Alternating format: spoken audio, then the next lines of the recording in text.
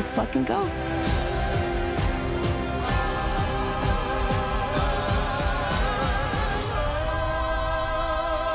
My big strong man, I love you. Hello everyone, welcome to another movie review. I just saw The Smashing Machine. I went to the early access special one day only thing. You get to see it about 2 weeks early in IMAX, and they also gave us t-shirts, which was really cool. See, it says Smashing Machine, but it's kind of plain. There's nothing really, nothing on the back. It's only one size. It's a large, which hopefully this shrinks because I wear a medium. But appreciate that, 824. It's very nice of you to give out free shirts like that. So yeah, this was a limited thing. Like I said, it's a 7 p.m. showing across 11 cities in the U.S. I went to the Miami showing, of course, because I live in South Florida. So yeah, I was really hoping somebody from the movie would have popped up, like as a surprise, but it is what it is. Yes, so the movie doesn't come out until not this Friday, but the following Friday, which is October 3rd, I think, or October 2nd. You can see it Thursday, obviously. So yeah, I got to see this movie a little early and get a free shirt. And see it in IMAX, which I don't think is going to be an option when you see this movie. So yeah, that's kind of weird too, but I'm glad I did see it in IMAX. One time only type deal. So if you guys have been following my movie reviews, I've mentioned this a few times. This movie has been very highly anticipated for me for a couple reasons. Number one, as you can see, Uncut Gems, one of my favorite movies of all time. My favorite A24 movie by like a mile. I love all their movies though, but yeah, same director, Benny Safdie. The Safdie brothers right now aren't working together. They're doing separate things. I kind of looked into it. I guess it's like a mutual agreement. There's no bad blood. They just want to do separate things, which, is fine.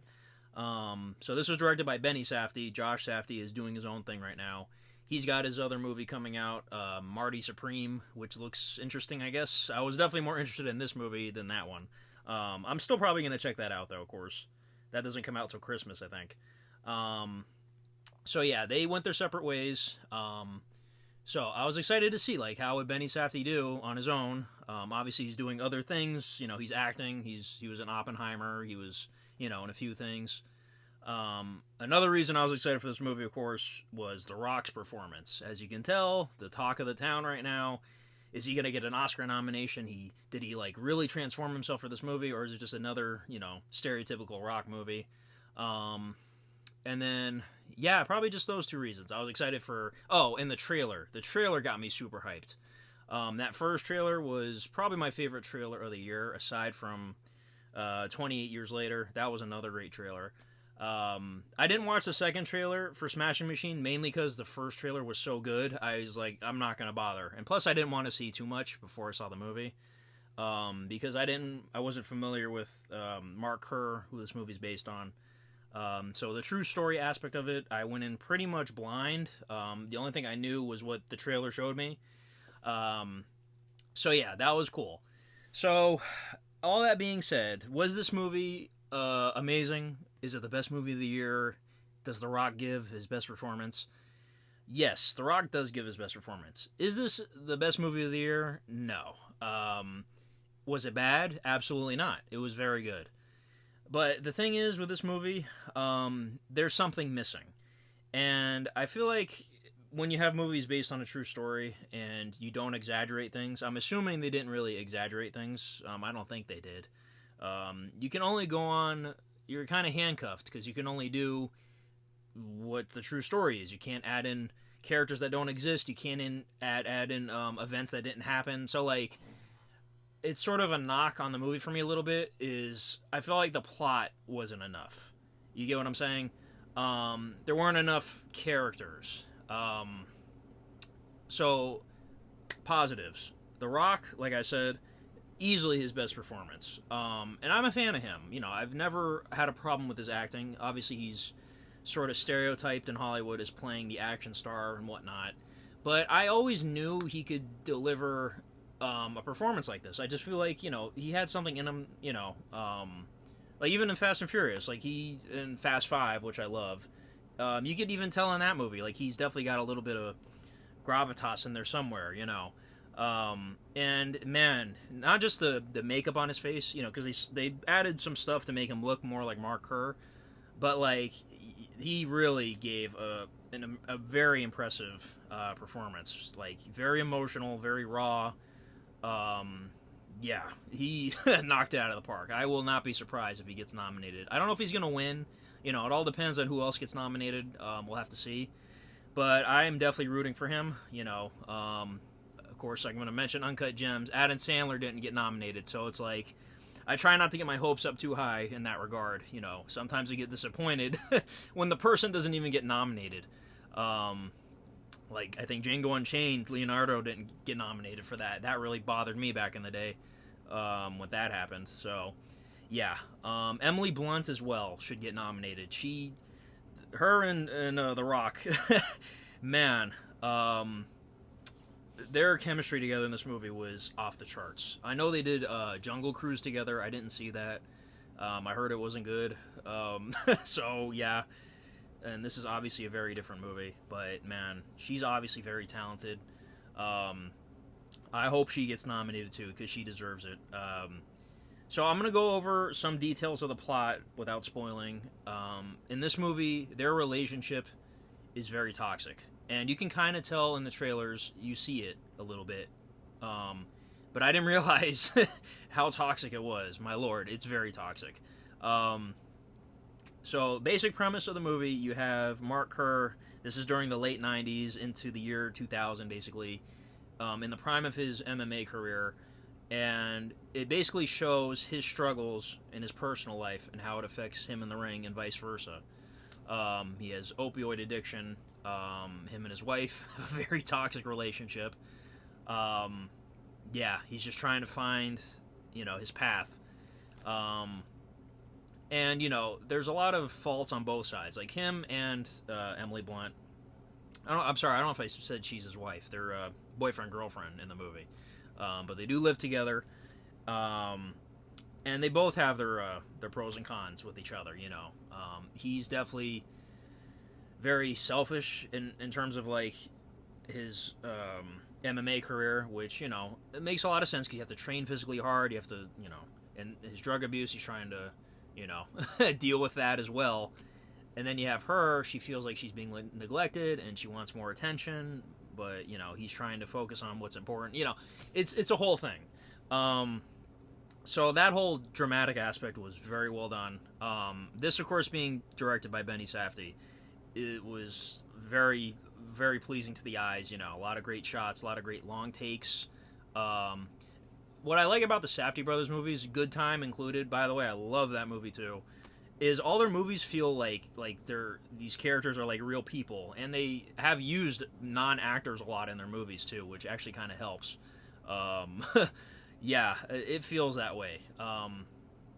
Now I will say though, out of like compared to Good Time and Uncut Gems, this one is a much more serious tone, and I think that's probably why I didn't like it as much as those. Is like I feel like the Safdie brothers work better with their stories are more like, you know, they have comedy elements in them, obviously, but they're also very, like, stressful. Like, the situations the characters get into in those two movies are, like, over the top and, you know, very entertaining. And this movie is definitely more dramatic and serious, which is not a bad thing. But for the Safdies, you know, I don't know if this is their strong suit. I feel like their strong suit, like I said, is the more stressful, over-the-top scenarios. But this is still a very good movie, like I said. I'm just let down by the fact it's not a 10. I'm not going to give this a 10. I said last week, or not last week, a couple days ago when I reviewed Him, which I like, by the way. I know a lot of people are hating Him right now. I stand by that I like it. I mentioned in my Him review that I was expecting this to be a 10, and I shouldn't do that because overhyping yourself is not a good thing, and I do it sometimes. But I was like, oh no, it has to be, because, you know, the Safdie, you know, not Safdies, just Benny, but the trailer was amazing. The Rock is, you know, got a 15-minute standing ovation at one of the film festivals, you know. But it's still a very good movie. I'm probably going to give it like an 8 or an 8.5. I'm still kind of, you know, juggling with that. It was very well done. The music, by the way, the score, I could have sworn this was the same composer from Good Time and Uncut Gems, Daniel Lopatin, but it's not. It's a totally different person. I couldn't believe it when I looked it up. I was like, what? He didn't do the music? He's actually doing the music for Marty Supreme, Josh Safdie's movie. So I was totally blown away by that. I could have sworn it was him. If you would have like paid me like bet money, like who scored this movie? Oh, Daniel Lopatin scored it. Man, it very much reminded me of the Uncut Gems score in certain moments. But whoever the composer is, I'm sorry, I didn't memorize the name. It's a female. She did an amazing job scoring this movie. I was totally convinced it was Daniel Lopatin. So yeah, amazing score, amazing acting, of course, and the drama was great. But again, the movie needs a little more plot. The plot's a little too simple for me. And when you do see the MMA stuff, there's not enough of it, I feel like. Like, the fight moments are very short. And I get it because there is quite a few of them in the movie, but, like, especially the ones with Mark Kerr in them should, like, be a little longer, I feel. Not like a full-length Rocky fight, but, like, I feel like we're only, like, watching half a round, and that's it. Like, I don't know the whole story on Mark Kerr, but, like, I don't know if all of his fights were quick or whatever.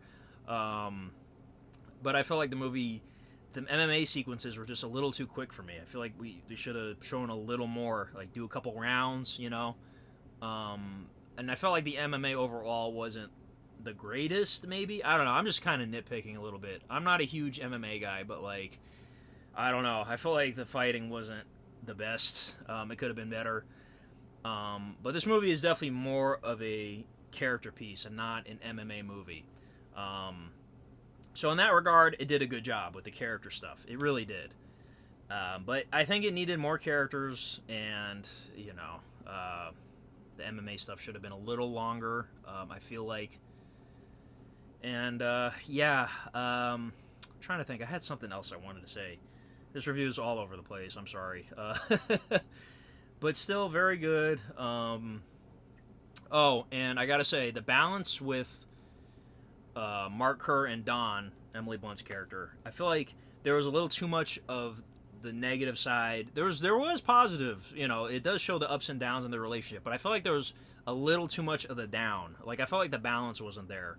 They should have shown a little more of, like, oh no, like, they do love each other, it's obviously toxic, but, like, show me a little more of, like, why they actually do love each other. It can't be this toxic, you know what I mean? It's kind of unrealistic to a point. But like I said, though, when they do show the downs, it's all the acting and writing and everything is great. Like, it's very well done. It's just, I felt like the balance wasn't enough for me. It was like, all right, here's another argument. It's like, again, it's good, but it's like, I need a little more of the other, So, but overall, very good movie. Just, again, I can't help but compare it with Uncut Gems and Good Time.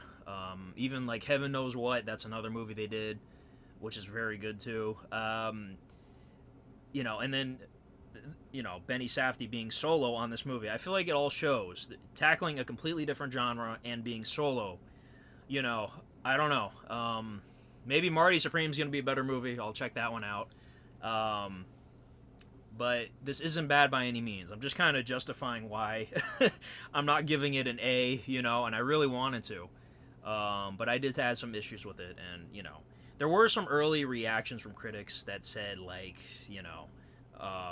it's not that great. It's, it's kind of mediocre or whatever. I think it had like a 70% Rotten Tomatoes or something like that. So, I can kind of see where they were coming from a little bit.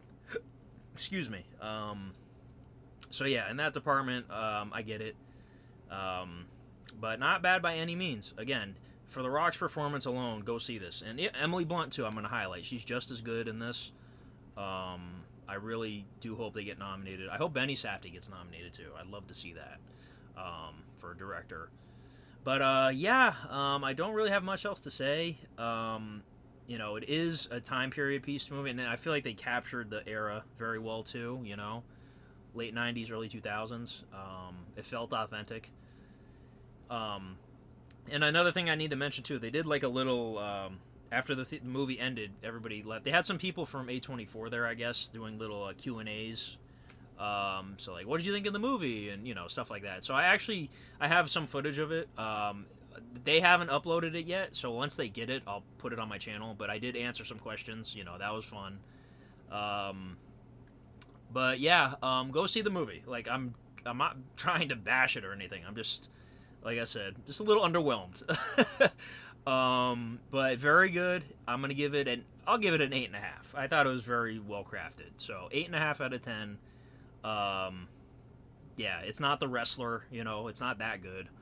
But still a very good movie, and I can't wait to see what Benny Safdie does next, and by proxy, Josh Safdie as well.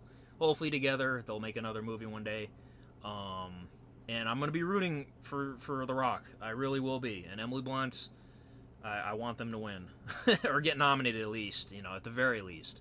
So, but let me know in the comments what you thought of the movie if you saw it already. I know it doesn't come out for another almost 2 weeks. And then how would you rank it with the other ones? Like I said, this is my least out of the Safdie's movies, but still very good. So yeah, that's really about it. Thank you guys for watching.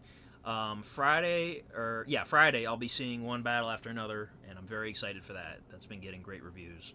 So, yes, look forward to that one. So, anyways, thank you guys for watching, and have a good one. Bye-bye.